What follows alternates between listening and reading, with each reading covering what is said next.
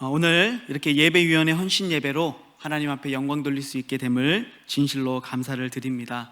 이렇게 귀한 찬양으로 오늘도 수고해 주시고, 특별히 매 주일마다 참 순조로운 이 예배를 위해서 보이지 않게 섬기시는 분들, 또 열심히 노력하시는 분들 진심으로 감사를 드립니다.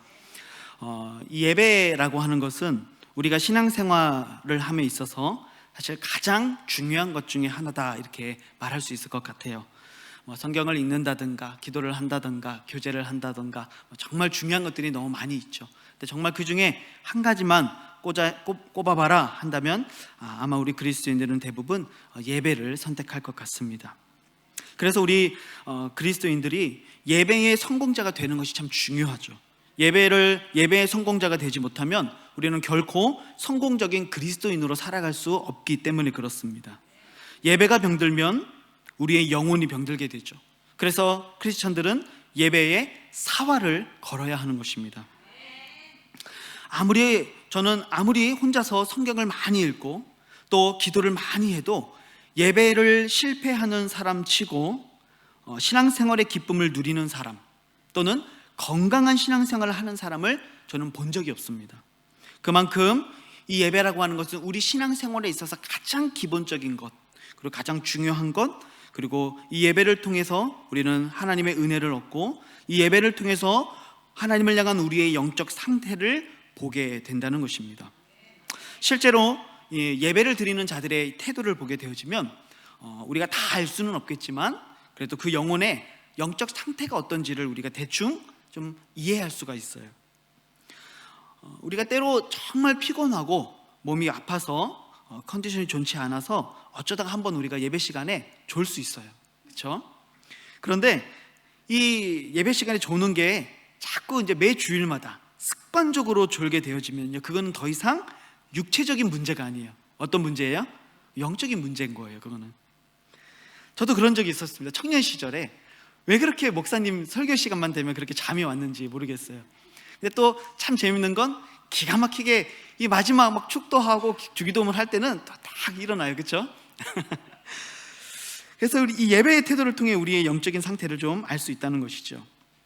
어떤 사람들은 예배 시간에 습관적으로 휴대폰을 들여다보는 사람이 있습니다. 아무 연락도 안 왔는데 그냥 봐야 돼요. 뭔가 불안한 것 같아요. 또 이렇게 주보를 읽으시는 분들도 있죠. 예배 시간에 이제 주보 이렇게 다 읽으시는 거예요. 칼럼도 읽고, 또 딴 생각을 한다거나 옆 사람과 대화를 나눈다거나 설교를 평가한다거나 찬양팀의 실력을 평가한다거나 누가 음을 좀 이탈했네? 뭐 이런 걸 이렇게 지적한다거나, 그렇죠? 이런 우리의 태도들이 있을 수 있겠죠. 근데 생각해 보면 우리가 이런 태도를 가지고 예배를 드리면서 과연 우리가 예배의 성공자가 될 수 있겠는가? 그리고 이 예배를 통해서 역사하시는 하나님의 은혜를 경험하고 우리의 삶이 하나님 앞에 온전히 드려지는 예배자가 될 수 있겠는가 생각해 볼 때 결코 그럴 수 없다는 것이죠. 그래서 결국 이렇게 예배의 생활이 무너진 사람들은요, 결국 이 예배를 통해서 영적 기쁨, 감격을 누리지 못하게 되는 거예요. 그리고 이 예배를 통해 영적인 감격을 누리지 못하는 사람들은 결국 그의 영혼이 병들게 되는 것이죠. 이런 사람들은 아무리 혼자서 성경을 많이 읽어도 항상 비판적인 사람이 될 수 있어요. 이런 사람은 아무리 기도를 많이 해도 교만한 사람이 될 수 있다는 것이죠. 그래서 우리는 누구나 감격과 기쁨이 있는 예배, 치유와 회복이 있는 예배를 원하는 것입니다. 그리고 그런 예배를 위해서 우리가 때로는 착각하는 것들이 있어요. 많은 것들이 갖춰져야 우리는 은혜로운 예배, 감격이 있는 예배라고 생각하는 경향들이 있습니다. 예를 들자면 은혜로운 찬양, 또는 아주 감성적인 조명, 아주 능력 있는 설교가 있어야 된다라고 말하죠. 그런데 정작 우리가 정말 감격을 회복하는 예배, 그 기쁨을 누리는 예배가 되기 위해서 반드시 가져야 되지만 그 중요한 걸 놓칠 때가 많아요. 그것은 바로 예배를 드리는 나의 영적인 태도, 나의 마음가짐, 이것이 정말 중요하다는 것이죠. 그래서 오늘 이 시간에 우리의 자신을 한번 돌아보는 거예요. 나는 오늘 이 예배의 자리에 어떤 마음, 어떤 동기, 어떠한 태도로 나는 이 자리에 앉아 있는가? 나는 하나님을 향한 어떤 기대와 소망을 가지고 이 자리에 있는가? 나는 하나님을 향한 진실된 고백과 회개와 또 하나님을 향한 이 말씀에 순종하고자 하는 믿음의 결단으로 이 예배의 자리에 나와 있는가? 우리의 자신을 한번 돌아보는 시간이 되시기를 주님의 이름으로 축복합니다. 그 마음가짐, 그것이 예배에 있어서 가장 본질적인 문제죠. 이 마음가짐만 있다면, 이 갈급함만 있다면, 이 기대와 소망만 있다면 악기가 없어도, 사람이 적어도, 조명이 좀 어두워도, 때로는 뭔가 실수가 있어도 그 사람은요, 예배를 통해 나에게 말씀하시는 그 하나님의 은혜를 경험할 수 있게 되는 것이죠. 그러니까 예배라고, 이 감격적인 예배라고 하는 것은 예배의 환경적인 부분도 우리가 무시할 수는 없지만 그보다 더 본질적인 것은 바로 우리의 마음의 문제라는 것을 알게 됩니다. 그러니까 같은 예배를 드려도 어떤 사람은 기쁨과 감격을 누리는 사람이 있는가 하면 그렇지 않은 사람도 있는 것이죠. 저는 오늘 짧은 말씀이고 또 굉장히 기본적인 말씀이지만 이 말씀을 통해 다시 한번 우리의 영혼에 도전이 있기를 주님의 이름으로 축복합니다. 정말 이 감격을 회복하는 예배가 되기 위해서 우리는 어떤 마음을 가지고 하나님을 예배해야 되는가? 오늘 본문 먼저 앞부분을 보시면 여호와는 마음이 상한 자를 가까이 하신다라고 말씀하세요. 마음이 상한 사람, 우리의 상한 마음, 상처 입은 마음들, 아픈 마음들, 뭔가 마음속에 힘들고 어려운 내 삶의 문제들, 이런 것들을 하나님 앞에 그대로 가지고 가는 거죠. 근데 참 은혜로운 것은 우리가 이러한 문제를 들고 하나님 앞에 나아갈 때 내 삶의 모든 연약함과 나의 모든 눈물과 아픔을 하나님 앞에 쏟아 놓을 때 하나님은 우리를 멸시하거나 우리를 무시하시는 것이 아니라 도리어 우리를 감싸주시고 안아주시는 하나님이시라는 거예요. 그래서 우리는 매 순간마다 이 예배의 자리에 나와서 오늘 내가 하나님 앞에 들고 가야 될 내 삶의 영적인 문제들은 무엇인가? 내 삶에 하나님의 인도와 하나님의 도우심이 필요한 것은 무엇인지를 묵상하고 그것을 위해 기도하며 그것 가운데 하나님이 역사하시고 내 삶을 이끌어 가실 기대와 소망을 가지고 나아갈 때 이 예배를 통해 나와 가까이 하시는 하나님의 은혜를 경험하게 되는 것이죠. 하나님은 반드시 우리의 삶을 회복해 주시는 분이세요. 우리의 눈물과 아픔에 너무나도 많은 관심을 가지고 계신 분이세요. 그래서 히브리서 4장 15절 말씀해 보니까 우리에게 있는 대제사장은 우리의 연약함을 동정하지 못하실 이가 아니다라고 말씀하세요. 그분이 우리의 아픔을 다 아세요.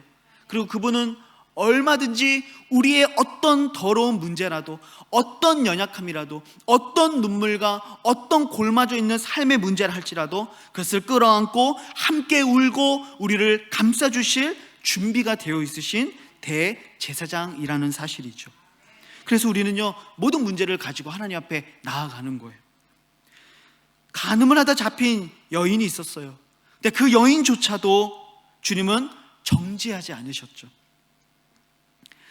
마태복음 8장 2절과 3절 말씀해 보니까요, 이렇게 말씀합니다. 한 나병 환자가 나와 절하며 이르되 주여 원하시면 저를 깨끗하게 하실 수 있나이다 하거늘 예수께서 손을 내밀어 그에게 대시며 이르시되 내가 원하노니 깨끗함을 받으라.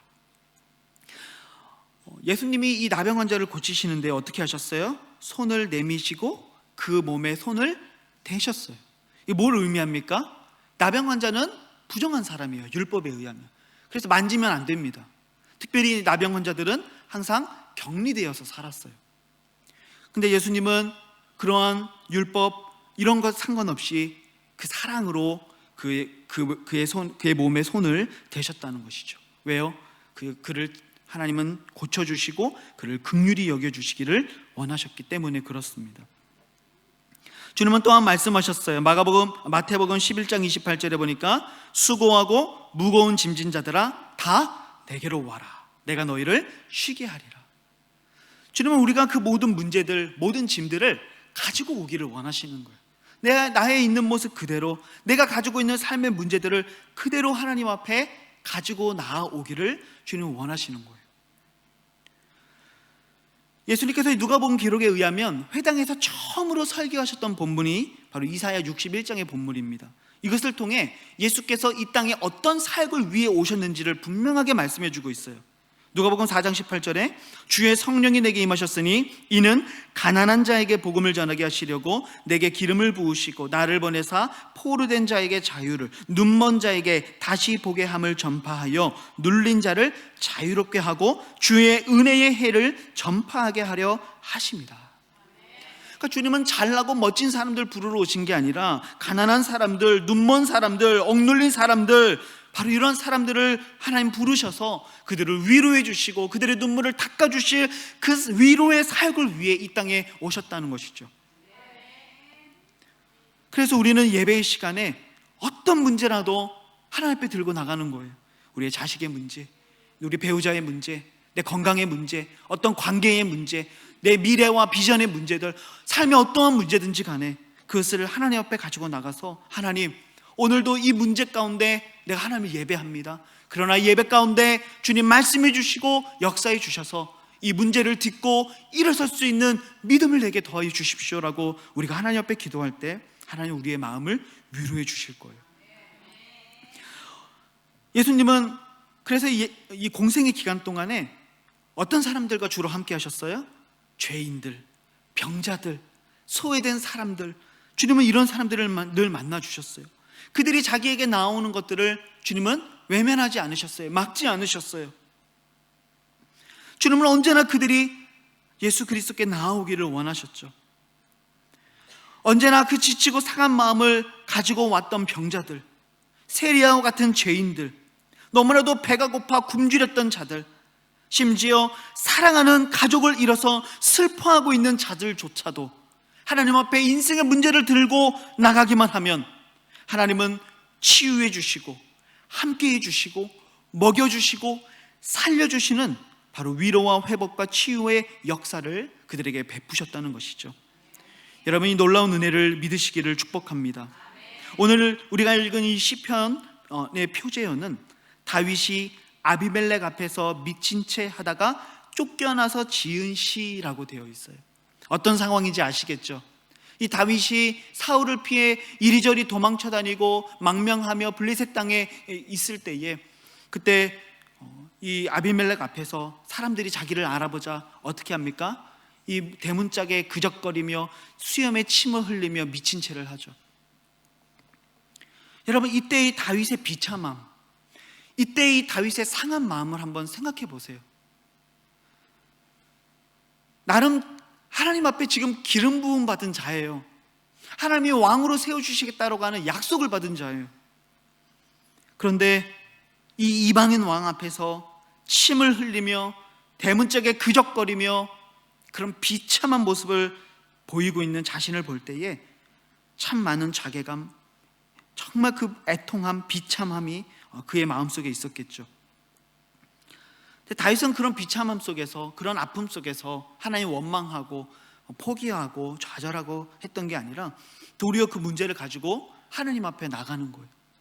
그리고 하나님이 나를 위로해 주시고 여전히 나는 도망자의 위치에 있지만 하나님의 은혜를 경험하고서는 이 시편 34편에 너무나도 주옥 같은 고백들을 쏟아내고 있는 거예요. 하나님 나를 도우신다고, 하나님 나의 진정한 왕이시라고 고백하고 있는 거죠. 여러분, 우리의 삶의 문제를 가지고 하나님 옆에 나아가는 자가 바로 이러한 은혜를 얻게 될 줄 믿습니다. 환경이 바뀌지 않을 수 있습니다. 하지만 하나님은 반드시 우리의 삶을 위로해 주실 것이고 하나님의 때가 되면 하나님 반드시 가장 선한 길로 우리를 인도해 주시겠죠. 그 믿음을 갖고 있다면 우리는 이 예배를 통해 마음의 회복을 얻을 수 있는 거예요. 그래서 우리가 이 예배당에 들어올 때는 마치 죄를 뒤집어 쓰고 들어오는 것과 같은 심령이었다면 나갈 때는 죄 대신 화관을 씌워주시는 그 영광스러운 기쁨을 맛보며 이 예배의 자리를 떠날 수 있게 되는 것이죠. 오늘 우리의 삶의 모든 문제들을 하나님 앞에 내려놓고 맡겨드릴 수 있는 은혜가 있기를 주님의 이름으로 축복합니다. 그래서 이 위로하심이 넘치는 감격이 회복되는 예배가 되시기를 주님의 이름으로 축복합니다. 두 번째로 오늘 본문 후반절을 보시면 두 번째는 이렇게 말씀합니다. 충심으로 통회하는 자를 구원하시는도다. 여러분, 통회하는 자, 영어 성경에서는 대부분 the crushed라고 되어 있어요. 그러니까 깨어진 사람, 부셔진 사람을 말하는 거예요. 이 통회하는 마음은요, 성령 안에서 나의 굳어져 있는 심령을 깨트리는 것을 의미합니다. 나의 완악함을 부셔버리는 것이죠. 굳어져 있는 죄의 습관들을 하나님 앞에서 산산조각 내는 것입니다. 하나도 남기지 않는 거예요. 하나도 숨기지 않는 거예요. 하나님 앞에서 온전히 자신을 드러내고 그 굳어있는 모든 것들을 완전히 깨부수는 것, 여러분, 그것이 바로 하나님 앞에 통회하는 자의 모습입니다. 여러분, 이 하나님 앞에 우리의 삶을 온전하게 고백하며 죄를 고백하며 통회할 때 하나님이 그 사람을 구원해 주신다라고 말씀하세요. 그가 그 구원의 감격을 회복하는 거예요. 다윗이 그런 고백을 했었죠. 구원의 감격을 회복시켜 주십시오. 그가 밧세바를 범한 후 나단 선지자가 와서 자기를 책망했을 때에 하나님 앞에 회개하며 지었던 시가 시편 51편이죠. 우리가 즐겨 부르는 찬양 중에 정결한 마음 주시옵소서, 이 찬양이 바로 그 시편을 배경으로 하고 있어요. 그 찬양의 가사 중에 다윗이 그런 고백을 하는 거예요. 그 구원의 기쁨 다시 회복시켜 주십시오. 언제? 우리가 하나님 앞에 통회할 때, 우리의 굳은 마음을 깨트릴 때, 그때 하나님이 우리 안에 다시금 구원의 감격을 회복시켜 주시는 것이죠. 이 구원의 감격, 그리고 이 용서의 은혜를 경험한 사람들은요, 정말 이 깊은 영적인 눈물을 흘릴 줄 아는 사람이 되는 거예요. 여러분, 하나님 앞에서 펑펑 울어보신 적이 있습니까? 사람 앞에서 펑펑 울어보신 적이 있습니까? 저는 이 아이들을 볼 때 그런 생각을 들더라고요. 어른들도 그렇지만은 특히 아이들을 보면은요, 뭔가 큰 잘못을 저질렀어요. 그런데 엄마 아빠한테 혼나죠. 근데 이게 정말 잘못했고 정말 무섭게 혼나면요, 이 아이들이요, 혼날 때는 울지도 못합니다. 찍소리도 못하고 그냥 그대로 얼죠. 아무 말도 못해요. 그런데 다 혼내고 난 다음에 이 아이를 용서해 주는 거예요. 이제 그러면 안 돼. 그래도 아빠 엄마는 널 사랑해. 이러고 딱 안아주면 어때요? 그냥 이제부터 대성통곡이 시작되는 거죠. 그렇죠? 엄청 우는 거예요. 왜요?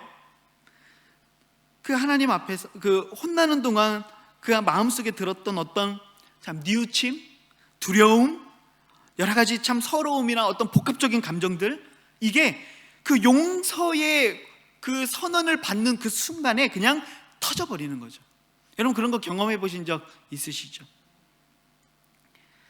뭐 부끄러운 이야기지만 저랑 제 아내도 사람인지라 살다 보면 조금 다툴 때가 있잖아요. 그렇죠? 그러면 이제 하루 이틀 이렇게 말이 좀 적어질 때가 있어요. 뭐 엄청 불편하고 또 마음이 안 좋잖아요. 그러다가 이제 막 그 서로 이제 그 마음을 다 내려놓고 이제 밤에 이 티 한 잔을 하면서 내가 미안하다, 이런 이제 서로의 고백을 하고 서로를 용서하고 이렇게 하면 어때요? 막 이제 아내가 우는 거죠, 이제. 그렇죠? 네. 물론 뭐 저는 그것 때문에 운 적은 없지만 남자라서 그런지 몰라도 그러면은 내가 미안하다고 하고 서로 이렇게 용서를 구하고 하면은 그런 어떤 감정의 폭발들이 좀 일어나죠.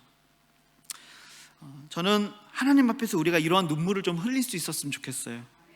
이 예배의 시간에 하나님 앞에 이 참된 회개를 드리며 나아갈 때 하나님이 내 마음을 막 만져주시고 괜찮다고, 너는 그래도 내 사랑하는 딸이라고, 넌 그래도 내 사랑하는 아들이라고, 너는 이 세상 가장 최고의 걸작품이라고, 내가 너를 위해 내 아들 예수를 내어주지 않았느냐고, 하나님 우리에게 그 말씀하실 때에 그 놀라운 사랑과 용서의 은혜를 경험하면서 눈물을 흘릴 수 있는 예배, 그러한 감격이 회복되는 예배가 될 수 있기를 주님의 이름으로 축복합니다. 그 눈물을 흘려본 사람은 알아요. 그 마음에 답답했고 막혔던 혈이 그냥 뻥 뚫리는 것과 같은 그 영적인 그 시원함, 그 후련함, 그 감격이 있는 것이죠. 그래서 이 모든 예배마다 하나님을 향한 진실된 회개의 고백으로 나아갔으면 좋겠어요. 시편 51편 17절에 보니까 하나님께서 구하시는 제사는 상한 심령이라, 하나님이여 상하고 통회하는 마음을 주께서 멸시하지 아니하시리이다. 하나님이 정말 원하시는 예배가 있대요. 그 예배는 상한 심령이다 라 말씀하세요. 그러니까 우리가 하나님 앞에 나와서 우리 안에 있는 모든 굳어짐을 깨트리는 예배, 하나님 정말 그걸 원하시는 거죠. 우리가 이곳에 어떤 참 허울 좋은 모습으로 앉아있다 할지라도 우리 안에 굳어져 있는 그것을 깨트리지 아니할 때 하나님은 그냥 너가 내 마당만 밟고 돌아간다고 말씀하시는 거예요. 하지만 이곳에 나와서 우리의 모든 삶에 굳어진 것들을 깨트릴 때, 예수 그리스도의 발 앞에서 그 향유를 깨트리고 예수 그리스도의 머리에 부었던 그 여인처럼 우리의 모든 삶을 주님 앞에 깨트릴 때 하나님은 우리의 삶에 큰 은혜 주실 줄을 믿습니다.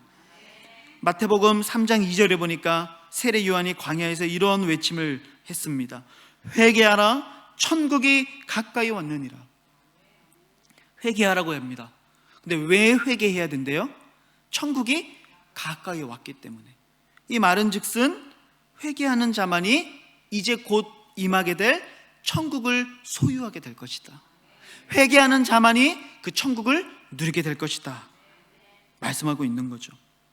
그래서 우리가 회개할 때 우리는 예배 속에 천국을 소유하고 천국을 누리게 되는 것이죠.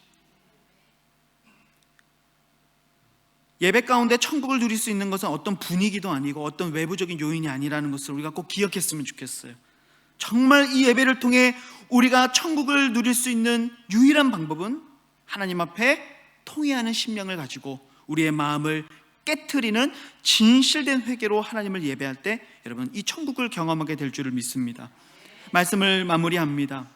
오늘 여러분들은 어떤 마음, 어떤 태도, 어떤 각오로 이 예배의 자리를 찾아오셨습니까? 물론 우리가 신앙생활을 하면서 좋은 신앙의 습관을 갖는 것은 너무나도 중요해요. 하지만 그것이 단지 습관으로만 남는다면 그것은 형식만 남아있는, 껍데기만 남아있는 예배라는 것이죠. 하나님이 정말 구하시는 예배는 상한 심령의 예배입니다. 그래서 오늘 제가 여러분들에게 두 가지의 권면을 드렸죠. 첫 번째, 우리의 상하고 깨어진 마음을 하나님 앞에 가지고 나아가자. 오늘 이 예배를 통해서 하나님이 내 마음을 만져주시고 치유해 주시고 회복시켜 주시고 다시 일어나 말씀의 삶을 도전할 수 있는 영적 힘을 내게 허락해 주시기를 위해서, 아직 현실이 바뀌지 않았을지라 할지라도 현실을 바라보는 다른 영적 시선을 주실 것을 기대하는 마음으로, 하나님이 내 삶을 위로해 주실 기대와 소망으로 하나님 앞에 나아가는 예배자들이 되시기를 주님의 이름으로 축복합니다. 두 번째는 하나님 앞에서 우리의 굳은 마음을 깨트리는 것입니다. 통회하는 심령을 가지고 예배의 자리로 나아가는 것입니다. 그것이 하나님이 진정으로 구하시는 예배이기 때문에 그렇습니다. 회개하는 자만이 천국을 누리게 되는 것입니다. 하나님 앞에서 하나도 남김없이, 하나도 숨김없이 모두 하나님 앞에서 깨트릴 수 있기를 소망합니다. 여러분들이 아마도 잘 아는 책 중에 내 마음의 그리스도의 집이라는 책이 있죠. 그 책을 보면은 그 집 주인이 예수님을 초청하고 그 집을 오픈하고 그 집을 보여주는데, 한 방은 자물쇠를 굳게 잠궈놓고 그 방을 오픈하지 않는 거예요. 왜요? 그 방 안에 뭐가 있어요? 예수님께 들키고 싶지 않은 것들, 그게 있는 거예요. 근데 예수님이 진짜 원하시는 건 뭐예요? 그 문을 열기를 원하시는 거예요. 그러면 주님이 그 안에 있는 모든 더러운 것들, 모든 악한 것들을 깨끗이 씻어주시고 진정한 자유와 기쁨과 감격을 누리게 하신다는 것이죠. 이제 이 예배의 시간마다 여러분 먼저 5분 전, 10분 전 이 자리를 먼저 찾아오셔서 기도로 예배를 준비해 보는 것은 어떨까요? 나의 아픔과 문제를 먼저 직시해 보는 것입니다. 내가 오늘도 하나님 앞에 맡겨드려야 될 삶의 문제가 무엇인지를 한번 생각해 보는 것입니다. 오늘도 내 삶에 하나님의 위로가 필요한 삶의 영역이 무엇인지, 내가 하나님 앞에 맡겨드려야 될 삶의 영역이 무엇인지를 먼저 기도로 준비해 보는 것입니다. 또한 진실된 회개의 기도로 나아가는 것이죠. 구약의 제사장들이 제사에 앞서 어떻게 했습니까? 몸을 씻고 거룩한 옷을 입고 나아가죠. 그것이 하나님 앞에 나아가는 자의 태도라는 것을 보여줍니다. 단 그들과 우리가 다른 점이 있다면 그들은 두렵고 떨림으로 했지만 우리는 기대와 소망과 자유함으로 나아가는 것이죠. 왜요? 우리는 이미 용서받은 자들이기 때문에 그렇습니다. 그래서 하나님 앞에 나아가 참된 회개, 또 우리의 모든 삶을 하나님 앞에 전적으로 의존하는 그 믿음으로 나아갈 때 천국을 경험하고 참된 치유와 회복의 감격의 예배가 될 수 있기를 우리 주님의 이름으로 축복합니다. 오늘 말씀을 붙잡고 같이 한번 기도했으면 좋겠습니다. 하나님, 매 주일, 매 수요일마다 이 예배 자리를 지키고 있지만 때로는 형식적인 예배로, 습관적인 예배로 남을 때가 많음을 고백합니다. 예배를 향한 간절한 기대와 소망을 잃어버리고 때로는 단지 사역으로 남아있을 때도 있었음을 고백합니다. 내가 직분자이기 때문에, 내가 사역자이기 때문에, 목사이기 때문에 이 자리에 앉아있지 않았는가, 우리의 자신을 돌아보며 하나님, 다시 예배의 감격을 회복할 수 있도록 나의 심령을 붙들어 주시옵소서. 참된 회개와 또 참회의 기도로 나아가게 하시고 하나님 앞에 우리의 삶의 모든 문제를 들고 나아갈 때 우리를 쉬게 하시는, 우리의 삶의 문제를 함께 아파해 주시는 주님의 위로로 채워지는 감격스러운 예배가 되게 해 주옵소서. 그리하여 이 예배의 삶을 회복하여서 우리가 살아가는 하루하루의 삶이 천국의 기쁨을 누리는 삶이 될 수 있도록 인도하여 달라고, 예배를 먼저 기도로 준비하는 열정과 기대와 소망을 허락하여 달라고 오늘 말씀을 생각하며 우리 같이 한번 주여 한번 외치고 기도했으면 좋겠습니다.